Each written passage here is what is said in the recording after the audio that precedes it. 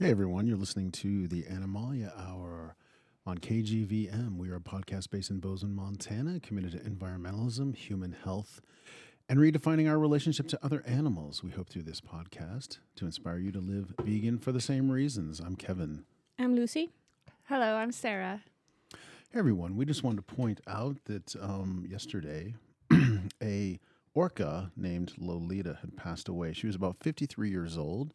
She was in the Miami Sea Aquarium, and she's been in captivity for about 50 years. And due to protests, back in February, the Miami Sea Aquarium announced that they would release her in the next 18 to 24 months. But unfortunately, she has passed away due to liver problems and probably other issues. She had no companionship for for years. So anyway, I just wanted to pay tribute and pay our condolences to Lolita and her family. Yeah. So to start today's podcast, I would like to start by telling a story. So I'm going to tell you, it's a story that happened to me, but I'm betting that you, our listener, experienced some version of this story yourself, or I'm betting that you know someone you love has experienced a version of this story. And the reason I'm betting that is because I personally happen to know a handful of people in my life that experienced a version of this story themselves. So I feel like it's a fairly common event. So as a middle schooler, I went deer hunting with my dad. I guess I wanted to be cool. I wanted him to think I was cool, and I wanted my peers maybe to think I was cool. And so I went through the training and, the target practicing and hunter safety. And I wanted to spend time with my dad out in the woods. He and my mom were divorced, and I really missed spending time with him. And so there we were. We went hunting. And while we were hunting, I distinctly remember wishing and hoping and praying that we would not see any deer. I can just remember thinking, oh, please, God, like this is all really nice being out here with my dad, but I really hope we don't see any deer. Well, the first year, I did kill a doe with a clean shot. So it was over very quickly, and, I was like, phew, that's over. And, I kind of had a sense of victory or a win or accomplishment. But the second year was a different experience for me. We went hunting, and I shot a yearling buck, so a young buck. But he did not go down when I shot him. It was not a clean kill. He ran around in panic, and then he collapsed. And when we came up on him, I remember the terror in his eyes as we got close to him. I remember hearing his breathing. He was breathing kind of in a labored, panicked way, and he was trying to get up and get away from us, but he couldn't. I remember he was bleeding a lot. And fortunate for me, my dad took pity on me, and he also took pity on the deer, and he killed the buck quickly with his sidearm, his handgun. And I remember he turned to me, and I was crying, and he said, "Have you had enough of this?" And I said, "Yes." And, that I said I was fortunate that my dad stepped up and ended the suffering of that beautiful buck. But I know people personally who were not that fortunate. I've heard stories from some people in my life, some loved ones who, they're now adults, but they told me the story of how they went hunting with their dads, and the dad pressured them to take a shot, and they wounded the animal, but it was not, he or she was not dead, and then the father kind of just stepped back and said, "Well, you have to finish this," and they just kind of let the child struggle with killing this animal at close range, even if it took several horrifying failed attempts to kill this animal. And so when I talk with these people now, they tell me, that day they knew they were done hunting forever. They knew that they didn't want to have anything to do with this ever again. They knew in their hearts that something was horrible about this. Something was wrong about this. And, they're kind of traumatized by it. But what saddens me about these individuals is that, they will never go hunting again. They never want to kill an animal again. They still eat meat every day. And so what that means, if we're being intellectually honest, is they're paying someone else. They're paying for someone else to do what their own conscience will not allow them to do. So someone else has to look into an animal's terrified eyes and hear their labored breaths and hear their cries. Someone else has to see how hard they try to get away and escape. Someone else has to see how they fight to their last breath to live. And that someone else has to do it over and over and over for a whole shift, day after day after day. And so today, that's what we're going to talk about. We're going to look at who that someone is. We're going to talk about the men and women who work in a slaughterhouse. I just wanted to mention something. So we said, these people eat meat, right? And also something that we need to be clear on as vegans and people who've done research on this is that all like animal secretions also, like milk, eggs, honey, they all involve killing as well. It's not only fish, etc., meat. So that's something also to remember very much. Right. So, yeah. Absolutely. Thank you. Yeah. So, why do we want to talk about slaughterhouse workers? I mean, the very topic, right? You don't bring up the word slaughterhouse in polite company. And that is very intentional. That's it's a very strong, almost social contract or something in our species that you don't bring up slaughter. You don't bring up the animal. You don't bring up the people who have to work in this industry. As soon as you bring it up in polite society, it's almost like you've broken some social contract, and people are very offended. And I just think that's really interesting, that this is something that people pay for. A lot of people pay for it on a daily basis, and yet you cannot talk about it. Right. So, but this episode is in part to answer the question that someone might ask us, which would be, how do you expect me to worry about cruelty to animals when there's still so much human suffering going on in the world, right? I think that's a common sentiment that, look, you could turn on the news at any time of any day of the week and find out about horrible tragedies and injustices and heartbreaking and angering events going on that's causing human suffering of all types, right? So why should we worry about animals? Well, this is kind of to answer that question. Number one, human beings are suffering because of animal agriculture. There are a lot of human beings whose lives they're being treated with injustice, human rights violations, and we're going to go into a lot of why animal agriculture is not good for humans. It's also unsustainable, right? It's one of animal agriculture as a whole, and we were talking about grass-fed, local small farms, etc. as well. It's one of the top leading causes of climate change and environmental destruction before transportation. So it obviously impacts all of us, non-humans and humans, right? Yeah. Right. Yeah, and I think we'll get into, I think this show, just like a lot of our shows, when we start researching, it leads to other ideas for shows. And I think I would love to, and I think we'll get into it a little bit in this show, but I think one of the things I'd love to do is trace, the animals that are eaten in Montana. I don't know that the majority of them don't even come from Montana. And the animals that are raised here in Montana, they go somewhere else. And so if you really think about that, there's transportation between the state of Montana and Nebraska or Iowa. And yet you would think it would be unnecessary And so you have to ask yourself, why is that happening? And like I said, we'll get into it. But if you care about climate change and you care about the environment and you eat animals, you really have to question your motives.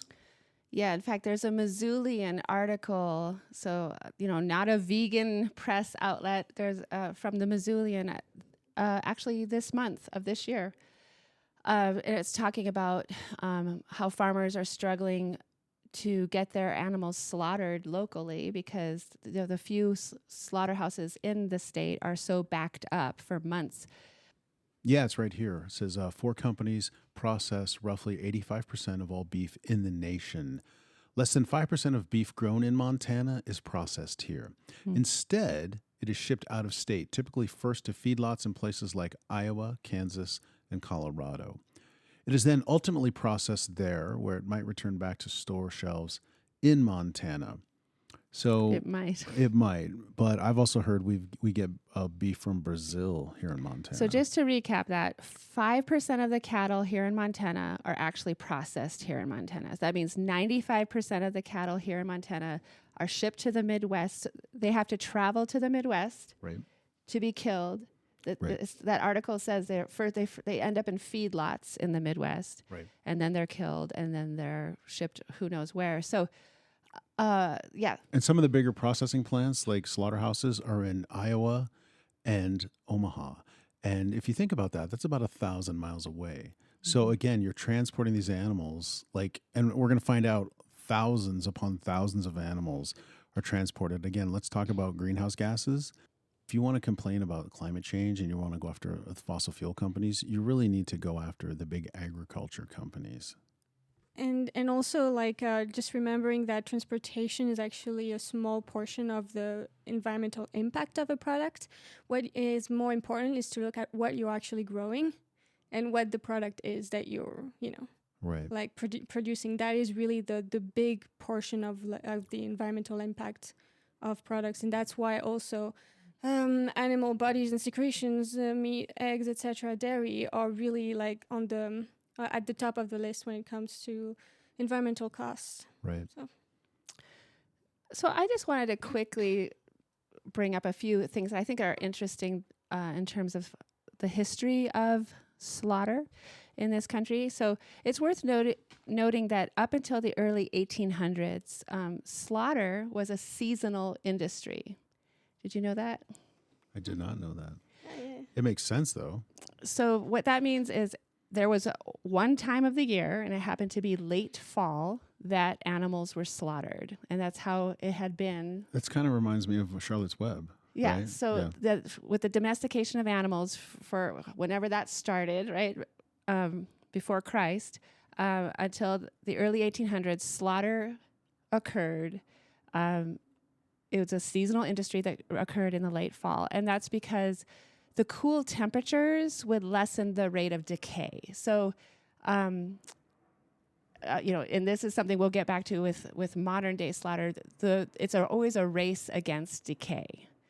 This is a dead body. It's decomposing. So the cool temperatures would lessen the rate of decay, and it was still early enough that the rivers were not frozen, so they could still quickly ship it to different places on the rivers. But by the 1860s, people were starting to figure out how to store ice. And so this started to allow slaughter to happen year-round. Cincinnati and then Chicago became slaughter hubs in our country. And, around this time, Upton Sinclair wrote the famous book, The Jungle, in 1906, which was a hard look at the conditions within a slaughterhouse. And unfortunately, they've only gotten worse. Right. This is interesting. In the 1880s, Chicago was slaughtering 1 million pigs a year. So in the slaughter hub of the country, in Chicago, they were slaughtering 1 million pigs a year. So I just want to quickly note, compare that to today. One Smithfield plant. So one slaughterhouse, this particular one I was looking at was Tar Heel, North Carolina, kills 9.5 million pigs per year. So one slaughterhouse killing 9.5 million pigs per year. So you can see this isn't yesterday's agriculture. Like it has become something, like capitalism has taken it and turned it into something that, people couldn't have never imagined Right. a few centuries ago. So everything is bigger and faster and cheaper in capitalism. So, for example, they used to slaughter cows when they were 4 or 5 years old. Now, because of how we've genetically modified them, we're slaughtering them at between 12 and 14 months old. The only other thing I wanted to mention on the historical note was, and I found this in a variety of sources, is that Henry Ford was actually inspired by the disassembly line of slaughterhouses. So if you think about it, taking a cow apart or taking a pig apart is kind of just putting a car together backwards. And so he was so inspired by how they had turned slaughter into like a assembly line, a disassembly line.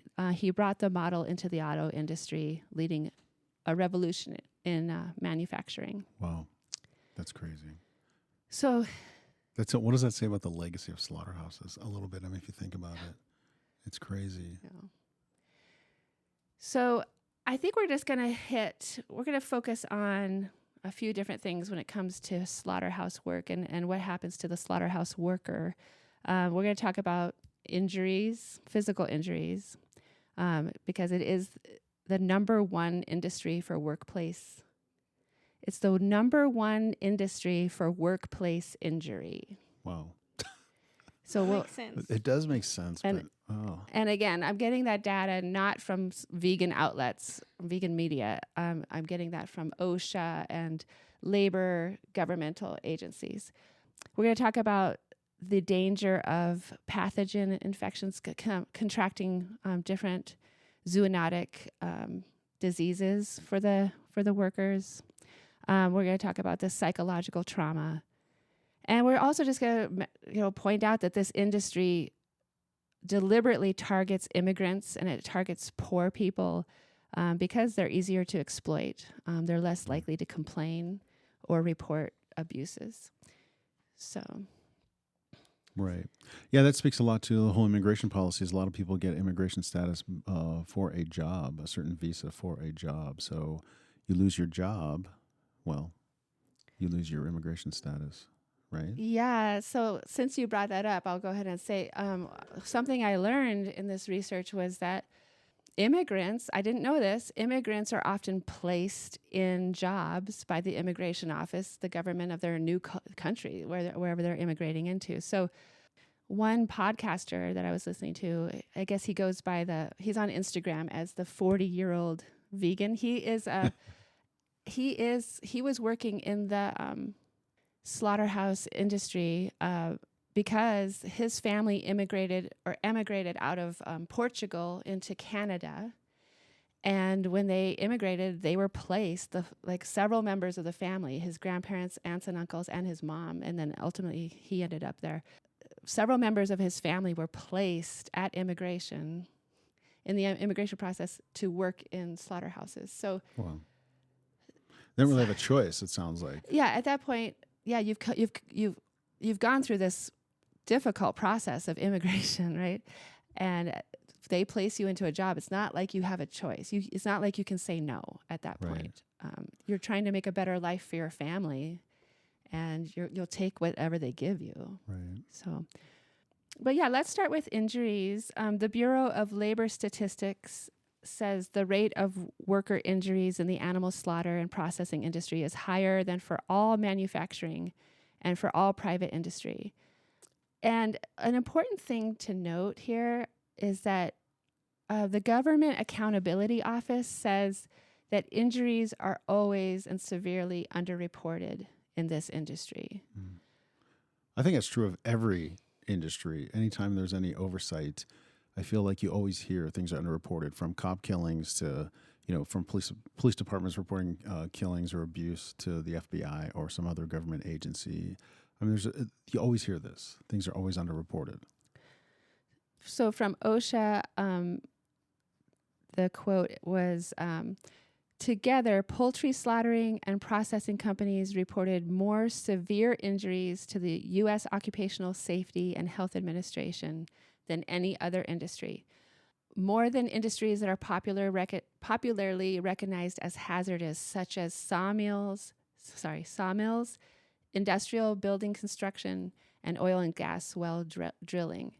These OSHA data show that a worker in the meat and poultry industry lost a body part or was sent to the hospital for inpatient treatment about every other day within a 4-year study. Wow. That is crazy.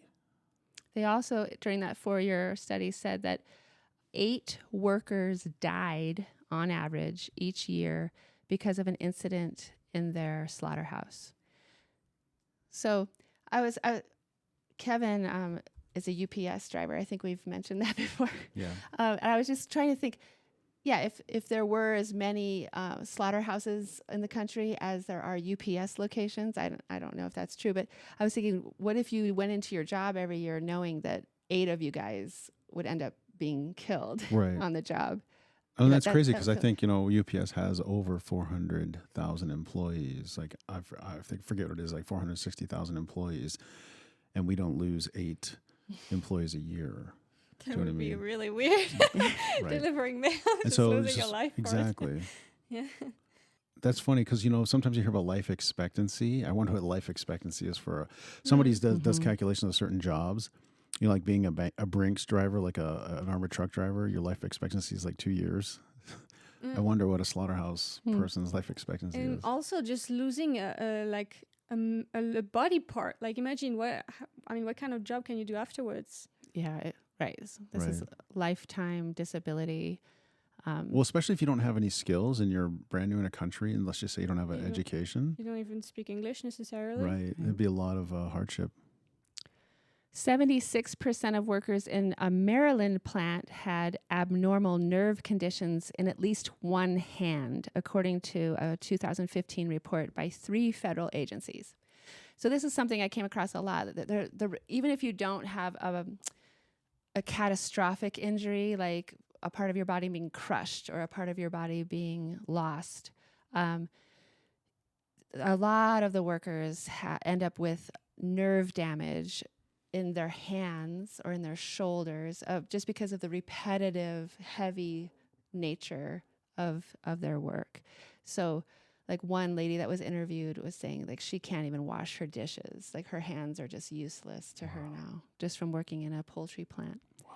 Eye issues because of the high line speeds. So they're always increasing the line speed. So you're having to go faster and faster and faster. One source was saying that they're looking at 3 birds per second. So they're staring at this line that's going so fast, it causes eye issues. So like the person I mentioned earlier, the 40-year-old vegan who used to work in slaughterhouses, he said, so he was actually an inspector for the Canadian Food Inspection Agency. He said when he first started, there were 3 inspectors on the line, and they were doing 60 birds a minute. So basically, that is unreal. Basically 1 a second. But he said now there's 1 inspector on the line, and they're going through 280 birds per minute. What does that tell you about quality right there? I mean, seriously. Yeah. So the line speeds have increased as much as 800% in the last 100 years.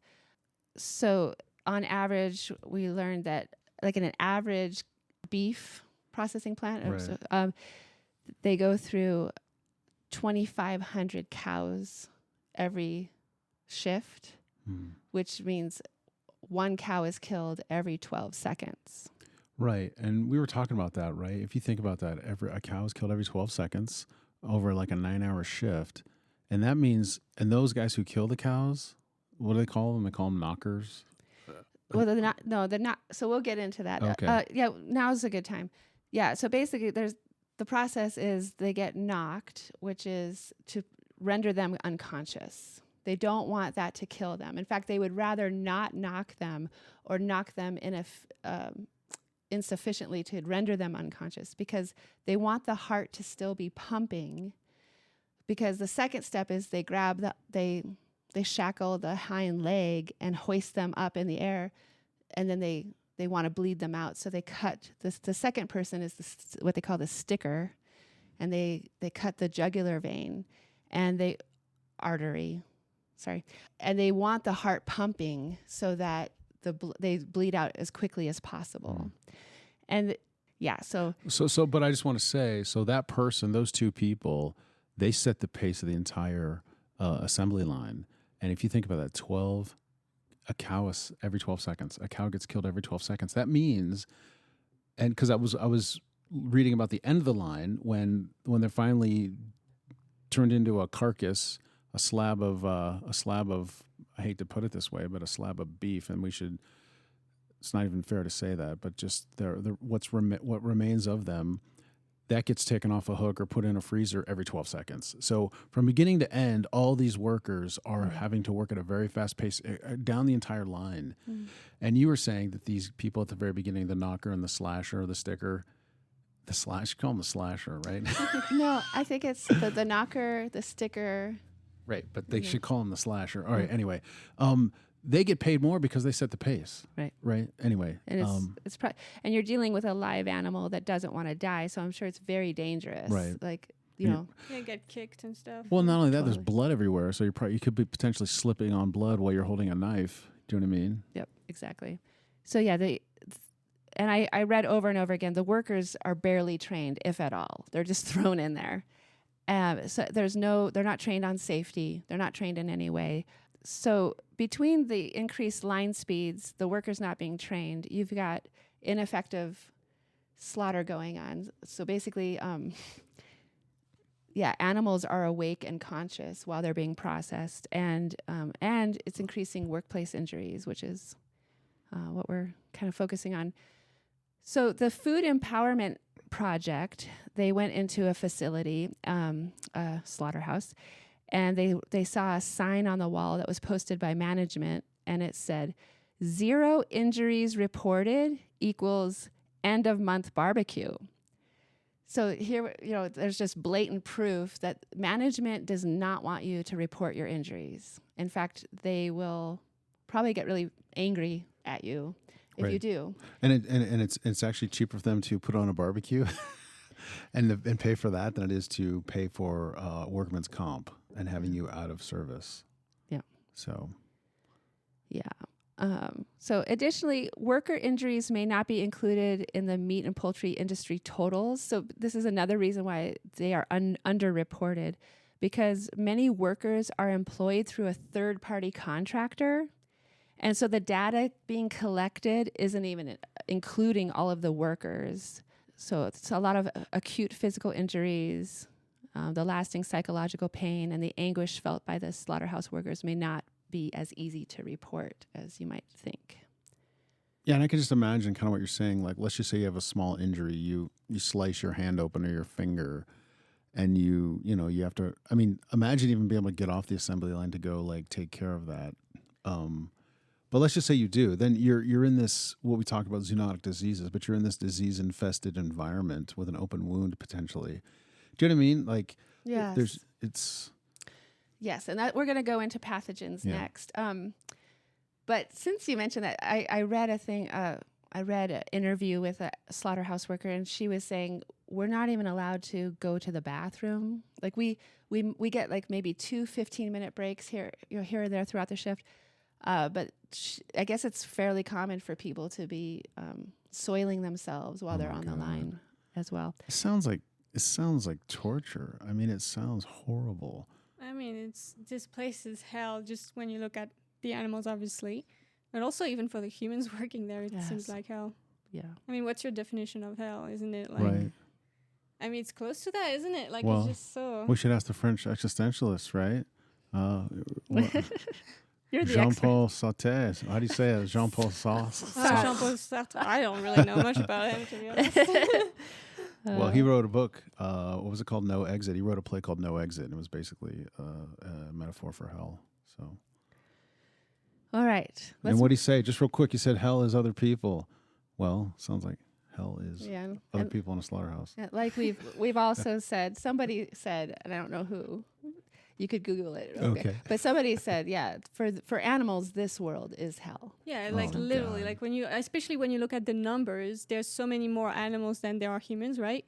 This planet, because of the sheer number of animals, is 3 trillion per year that are like exploited and killed. This planet is literally planet hell for non-humans. That's crazy. Yeah. So pathogens. So going back to David, the food inspector, he himself contracted E. coli and Campylobacter, and he says that, and this was backed up by many, many sources, which we'll go into. The majority of the workers will contract these diseases, and even after you're over them, even after you're kind of symptom free from like the diarrhea and the vomiting and all of that, it has these long lasting effects. Like for him, it caused him to develop a clot in his lung and a cyst on his spine and other issues. So these diseases have been shown to reduce lifespan for people. So it's not just, having to miss some work because you have the stomach flu for a few days. It's much, much more serious than that. And I just want to point out that the information I'm about to say about these zoonotic pathogens, this information does not come from vegan outlets. This is all coming from governmental health agencies and medical websites. So if you think about it, like the trucks come in with the animals, and they've been traveling for up to 48 hours usually without food or water and extreme temperatures and all that. But that whole time they've been soaking themselves and each other with urine and feces. So they come into the slaughterhouse soaked with urine and feces. And to try to mitigate those pathogens, we use microbiological chemicals. They're sprayed during slaughter Really? to try to mitigate the pathogens that are just rampant. Oh my God. And then, the meat is put into chlorinated baths to try to stop the pathogens. And then, they have to get to the freezer as soon as possible, or they start to turn color, like green. So, yeah, it's funny. I have to say, it just reminds me, like as a delivery driver, one of the places I hated delivering to was taxidermists, because you'd walk into a taxidermy shop and it would just have a different smell about it. And, in my mind, even if they were using, I don't know what you call it, salts or things to cure these hides and whatever, I still feel like there's still death there. There's still death in the air. And I was always concerned about what I was potentially breathing in just a taxidermy shop. Can you imagine a slaughterhouse? Yeah. And I don't know if you're going to get into it, but I was reading one report where in Omaha, Nebraska, where there are several of these slaughterhouses, there gets to a point where you're just driving down the road and the stench of these slaughterhouses just hits you. And it's almost, many people have a visceral reaction like vomit. It's just overpowering. Yeah. And can you imagine actually having to go there every day and work there? Right. And it gets into everything, gets into your clothing, gets into your hair, it gets into your body. You know what I mean? Yeah. It's so interesting. Like every book I read, every article I read, every podcast I listened to, every interview I listened to, it's always one of the first things that is mentioned is the smell. Right. The smell is something you can't even imagine. And here's the thing. I don't know if anyone connects this. I mean, it seems obvious to me, especially in light of COVID and everything. But along with that smell, possibly comes a pathogen, a airborne. Yeah, it's molecules in the air. Right, so. right. And so if you can smell it.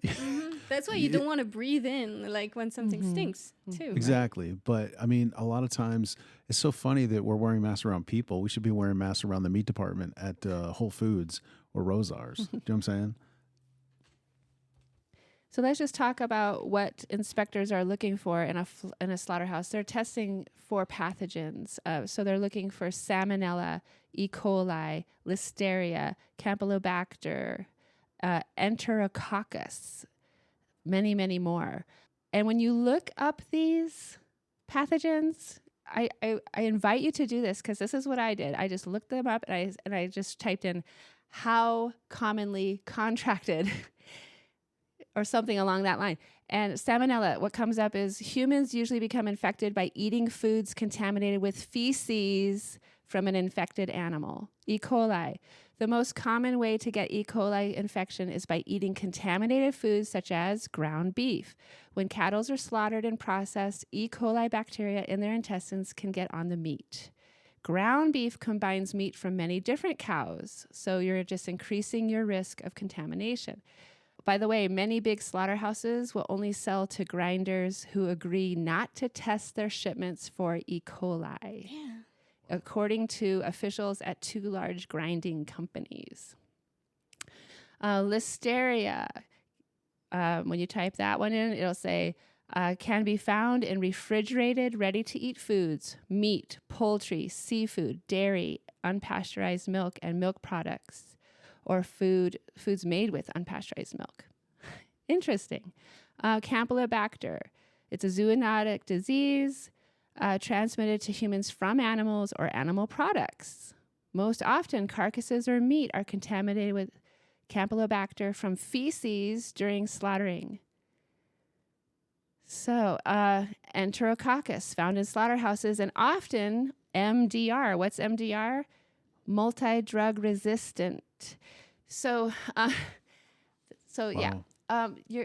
This is what we're finding is slaughterhouses, factory farms as well, but slaughterhouses, because you have body fluids flying everywhere, covering every surface and covering people, they are beautiful, perfect petri dishes. They're perfect breeding grounds for these pathogens to spread and mutate and get worse, and then become, because these animals are raised on antibiotics. In fact, like a huge percentage of the antibiotics produced are fed to livestock. These bacteria learn how to be resistant to antibiotics. So they're becoming more and more antibiotic resistant. Wow, that's crazy. It's terrifying.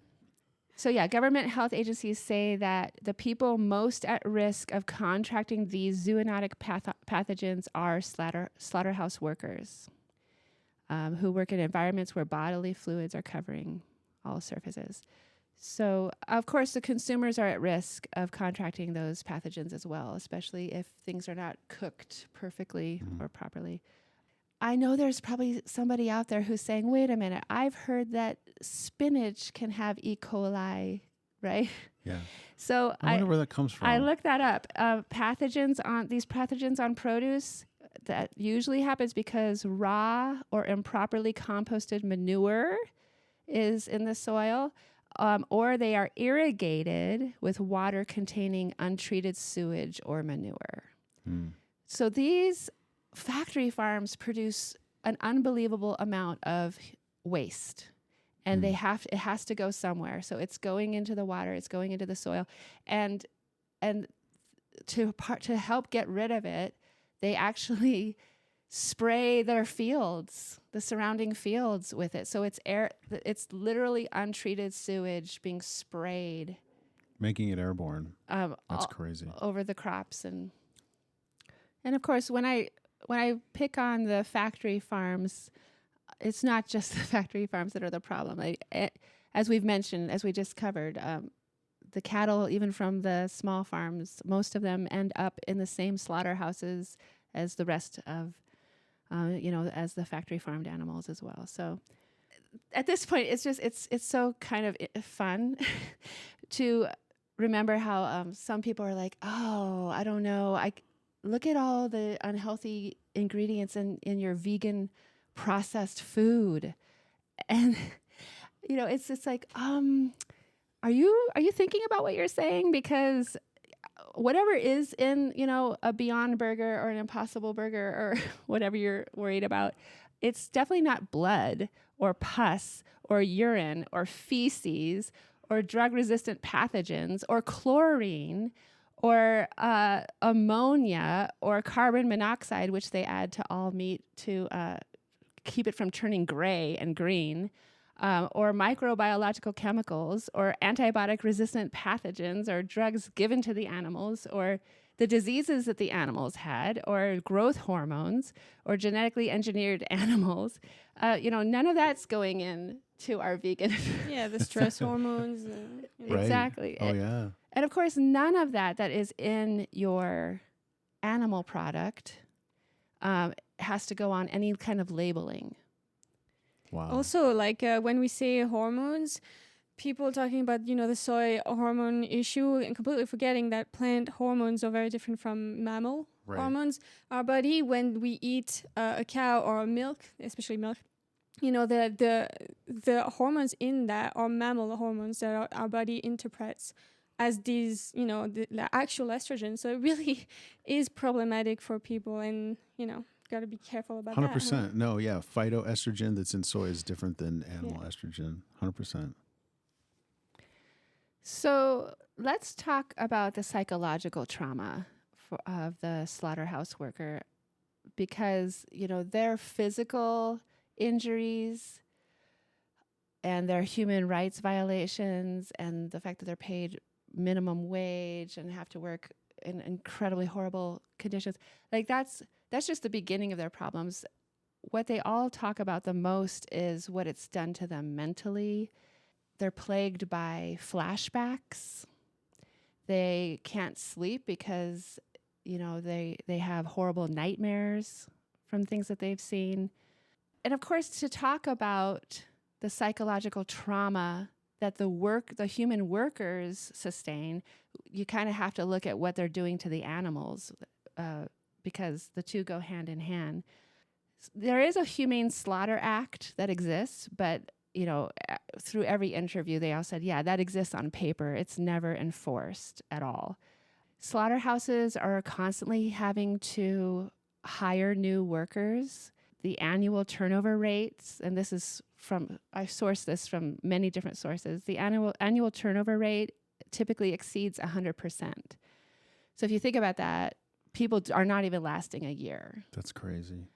What other industries like that?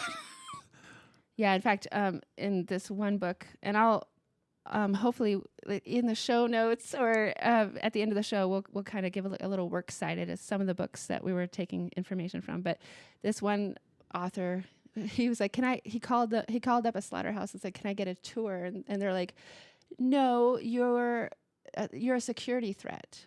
We can't just let anybody in here. And he's like, most of your workers are convicts, or you're hiring anybody that has a pulse. You're having to hire 20 new people a week. I'm pretty sure it's okay if I come and get a tour. Of course, they didn't want him to come in and get a tour. And of course, a lot of what we know about what's going on in the slaughterhouse is just because of undercover activists going in and recording what's going on, or journalists. So we have them to thank. Otherwise, we would never know. The public would never have access to know what's going on. Yeah, isn't it illegal to do that? Yeah, and we need to have a show on the ag-gag laws, how it's you could be charged as a terrorist if you photograph Think about that, yeah. or videotape where our food is coming from. So yeah, you're dealing with the smell and the filth. They all talk about that. They talk about the fact that it's freezing. Like when you talk, you can see your breath. And so you're working in very freezing conditions, which I think just makes you more prone to injury. Yeah. When your muscles are cold. Right. You're seeing other workers sustain injuries. You're under constant fear that you're going to sustain an injury. They talk about how management verbally abuses them. When you look at what the workers have to witness and what they have to do, it's easy to see how it could turn a normal person into, a very dissociated person, a person who has basically just turned off their feelings or is numbing their feelings somehow, or they end up being some kind of sadistic person as well, which there's evidence of that as well. Several plants, for example, when they were cited for bleeding and skinning or dismembering live animals, conscious animals, they've defended their actions as common in the industry, and they asked why they were being singled out. Like everybody's doing that. There was an audit in 1996 that showed that the majority of the time, the stun gun was not rendering animals unconscious. And so the way the USDA responded was they stopped tracking humane slaughter violations, and they removed the mention of humane slaughter from the list for inspectors. Sometimes animals are not knocked at all. So, and when they are, like, even if they are rendered unconscious, the bleed out needs to happen like within 40 seconds, or the animal will wake up while he or she is being processed. So if you think about having to work in that situation where there's a live animal being skinned or dismembered, you can just imagine what that does to your mind. Right. And what does that say? Like, I mean, if we have these PTSD or these nightmares, etc., and these psychological effects from really displaying a natural omnivorous behavior, are we really natural omnivores? That makes no sense to me. Right. Would you see a bear having this type of problem? Right. That's a great point, Lucy. I'm so glad you said that. Yeah, it's like, obviously, if this is disturbing us and messing us up mentally, then maybe we're not naturally supposed to. That's how they do it in nature. Well, they dismember it while they're alive and stuff, right? Right. Exactly. So why does that bother? Well, and I think we talked about, there's a video of a fox getting skinned alive. And after the skin is removed, it's still alive. And it just is some of the most horrific stuff you've ever seen. For sure. But I just want to say here, just to put a finer point on this, we're saying humane slaughter is stunning an animal with one of these bolts in the head, and then while it's still stunned, awake, conscious, unconscious, but it's still alive, we hang it by one of its back legs, and then we slash its throat and let it bleed out while it's still alive. So the heart is pumping and pushing its blood out to make it easier for the humans to not have to work so hard. Okay. And make it more quick. Make it more quick. Okay, but that's efficient for us. That's the humane part, though. Yeah. So And Matt, just the we should action just do of that to killing. humans then. Like, Yeah, you know what I'm saying? Let's see how humane this is. Yeah, so pigs are then put through like a 1200 degree blue flame to burn away their hair, and then they're dipped into a vat of 140 degree solution. And workers say that they're often alive and kicking even at that stage. Damn. So for slaughterhouse workers, physical injuries are only the beginning. PTSD and perpetration induced stress disorder. So when you're the perpetrator of the violence, now there's a new, they've come up with a name for what that does to people. It's perpetration-induced stress disorder. Work at slaughterhouses has been associated with higher levels of substance abuse and addiction. Damn. Some experts have also argued that the psychological impact of work in slaughterhouses can lead workers to cause harm to others. A 2009 study from Michigan State University identified an uptick in violent crime associated with slaughterhouse employment. Researchers found that slaughterhouse employment was associated with an increase in total arrest rates, arrests for violent crimes, arrests for rape, and arrests for other sex offenses in comparison with other industries. Wow. So what you are doing to animals has to come out some way. Like, whatever damage it's doing to your mind, it's not like you can leave that at the job and go home and be a family person, a normal person. And you're desensitized to violence, towards anyone. Right. And again, I have to be honest with you, for me, it just raises the question, where are the protesters on this? Where are the feminists? Right here. Are they? Okay. You and me, baby. Okay. No, seriously. Right. Like if you're, I don't know how to say it, but like if you're a feminist and you're eating hamburgers. And just a human rights person, if you're for human rights, that does not, that doesn't work. And you're eating animals, you might want to reconsider your methodologies or something. Right. So, these people are having to numb their minds through alcohol and other chemical addictions. And you're right. Like it looks like they're more prone to just be violent and commit other crimes. And I mean, we know the psychological community knows when you see someone abusing animals, they that's a huge predictor that they're going to become antisocial personality disorder type of serial killer. Like, we know there's a connection there. But for some reason, when it comes to animal agriculture and abusing those animals, we somehow have forgotten. Well, that's true, right? What do they say about a lot of serial killers? They start with Dahmer, animals. right? Yeah. Well, no, but yeah, they started out like abusing and torturing animals. Because it's sadistic, right? So it's like, it makes sense. And desensitized, and like sociopathy, it makes sense. And just from a human rights perspective, if you're someone who cares about the poor or cares about the marginalized in society, who cares about immigrants, just remember that the marginalized or underserved populations are, what you find in the slaughterhouse working. 80.8% of frontline meatpacking workers are people of color. More than half were born outside of the United States. Over 1/4 come from households with limited English proficiency. Nearly half of all slaughterhouse workers live below 200% of the poverty line. Wow. So 80.8% of frontline meatpacking workers are people of color. More than half were born outside the United States. And over 1/4 come from households with limited English proficiency. Nearly half of all slaughterhouse workers live well below the poverty line. So they have low wages, horrible working conditions, human rights violations, and that all happens so that they can produce cheap meat. Right. Yeah, it sounds like they have a lot of hardships, is what it sounds like. And I mean, the thing I love about going vegan is you hear about so many horrible things happening in our world, and it makes you sad, and it makes you heartbroken, and it makes you angry. But at the end of the day, there's very little usually that you can actually do in your daily life to do anything about it. Right. But here is something that you can do something about.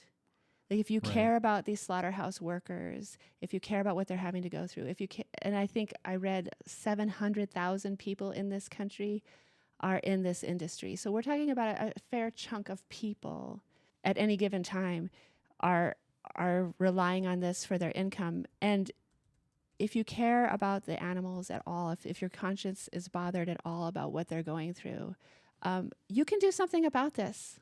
You can stop supporting, you can stop paying for this to happen. Every day, too. Several times a day. No, exactly. But I feel like it's just one more reason. Like, if you're a good liberal person, you care about peace and happiness, and you care about bringing up the whole nation, in terms of just people in general. People in general. Yeah, it's just another reason not to support animal agriculture, not to eat animals. Also, I find it interesting as well that we're having this conversation because it's important, but also because humans tend to care way more about humans than they care other animals, right? And so sometimes it's only when you show humans that other humans are the victim of this industry that they start caring, which is very telling about where our relationship with the other animals are right now. It's also very telling that everything is connected. Yes. You can't support injustice and cruelty and abuse in one sector and think that it's not going to affect everything else. Mm-hmm. Like, as soon as we're putting up with it in one spot, of course, whatever we do to creation, whatever we do to nature has effects on us as well.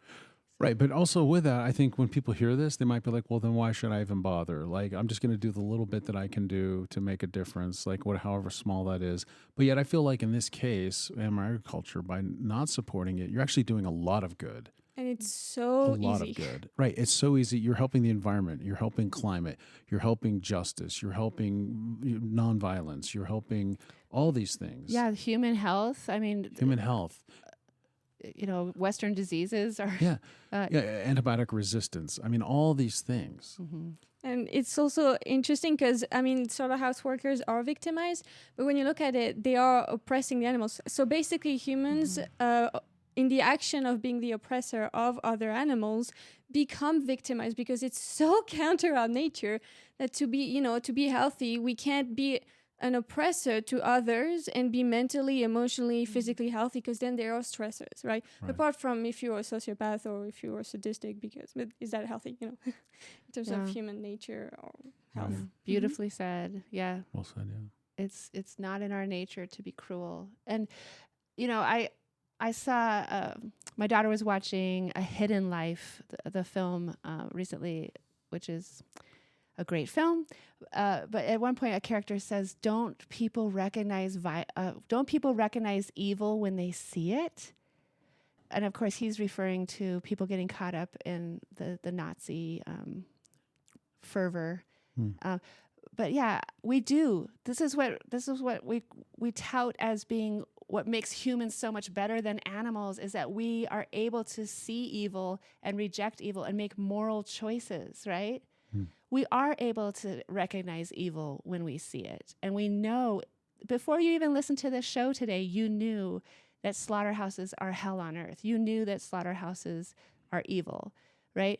But we've just given you even more specific information on why that is. Like, slaughterhouses are evil.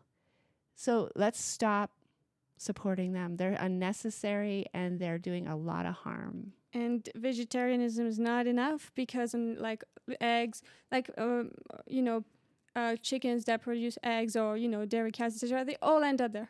Yes, they all do. So 100%. Yeah, good discussion, everybody. We're excited.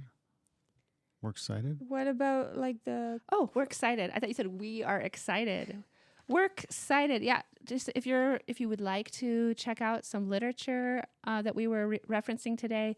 There's a book called Every 12 Seconds by Timothy Patcheret, referring to how in a slaughterhouse there's a cow killed every 12 seconds. A book called Slaughterhouse by Gail Eisnitz, which is kind of considered the seminal work on. She was the first one to just do a ton of interviews of slaughterhouse workers. A book called Eating Animals by Jonathan Safran Foer. That's the book that actually led to me personally, when I read it, going in the direction of becoming a vegetarian and then ultimately a vegan. And the last book we referenced it's called An American Trilogy, Death, Slavery, and Dominion on the Banks of the Cape Fear River by Stephen M. Wise. So you can contact us at vegansofbozeman at gmail.com, and also you can hear this on Spotify, Instagram. You can see our shorts on Instagram and YouTube, and you can also find With a Free Bozeman on Facebook and Instagram. We have events twice a month. Check us out there, and on meetup.com at Vegans Rock Montana as well. Awesome. I wanted to close with a quote from Ralph Waldo Emerson. Ralph Waldo Emerson. It's a mouthful. He said, "You have just dined, and however scrupulously the slaughterhouse is concealed in the graceful distance of miles, there is complicity." So once again, the responsibility is on us, the consumer, to stop supporting what is evil. There you go. Vote with your dollars in your mind. All right. Till next time. Bye, everyone. Later.